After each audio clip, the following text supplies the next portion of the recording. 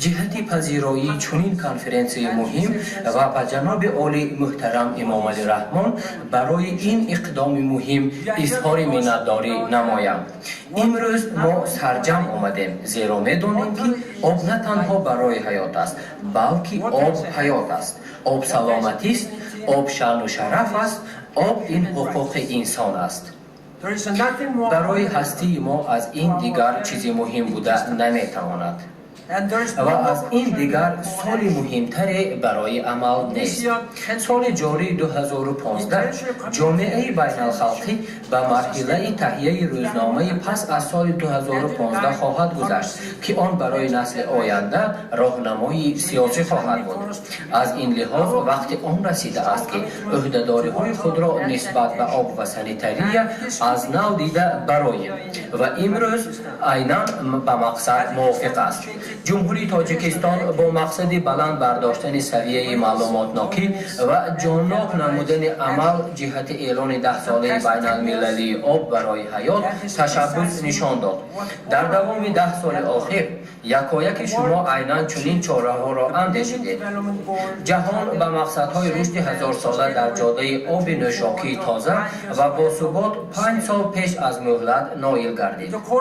در دوره یک نسل 2.3 میلیارد نفر آدمان یعنی از یک حصه اهل بشر به سرچشمه‌های بهتر کرده شده آب نوشاکی دسترسی پیدا نمود.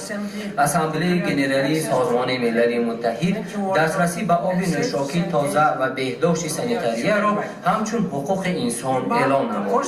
ما اولین مراتب سال بین المللی همکاری در ساحه آب را جشن گرفتیم و هر سال 22 مارس جشن گرفتن روز بین المللی آب و 19 نوامبر جشنگیری روز بین المللی حاجتخانه‌های تازه مثال‌های دیگری آن است که مقصد 10 ساله جلب نمودن دقت به مسائل وابسته به آب در تمام جهان می باشد.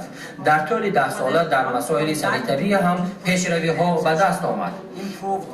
زیاده از 1.9 میلیارد آدمان به شرایط‌های بهتری سانیتری دسترسی پیدا نمودند. این همه خبرهای خوش است. ناوابسته از این ما حالا هم می‌دانیم که حتی امروز در عصر 21 تقریباً 2.5 میلیارد آدمان به شرایط ضروری سانیتری دسترسی ندارند. حتی امروز در عصر 21 تقریباً 1 میلیارد نفر حاجتخانه‌های روگشاده را استفاده می‌برند.